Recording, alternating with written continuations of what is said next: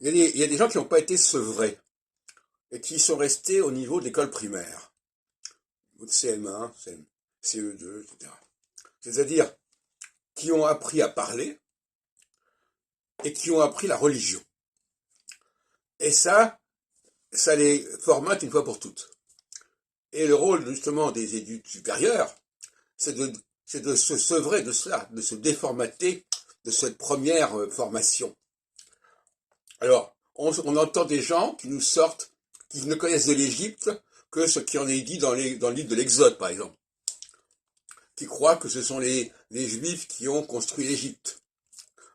On voit des gens qui sont attachés à tel mot, qui a tel sens, voilà, et un rapport affectif avec ce mot-là, et ils peuvent pas passer d'un mot à l'autre parce que c'est très compartimenté. Hein. Ce mot-là, ça veut dire ça. Chaque mot a son sens. Bon.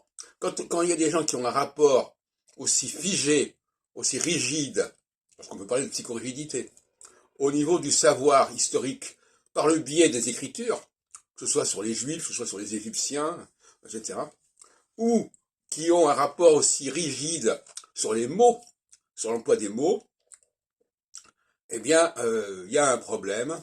Ce sont des gens qui ont besoin d'être repris, reconfigurés, parce qu'il y a quelque chose qui ne va pas. Ils en sont là. Et malheureusement, dans nos cafés philo, on a affaire à des gens qui ont parfois ce niveau, ou ce petit niveau de connaissance, à la fois dans la langue. Alors quand on parle par exemple de filiation, tout de suite, voilà, tac, tac, tac, voilà. On a des gens qui, le café philo met en évidence des rigidités.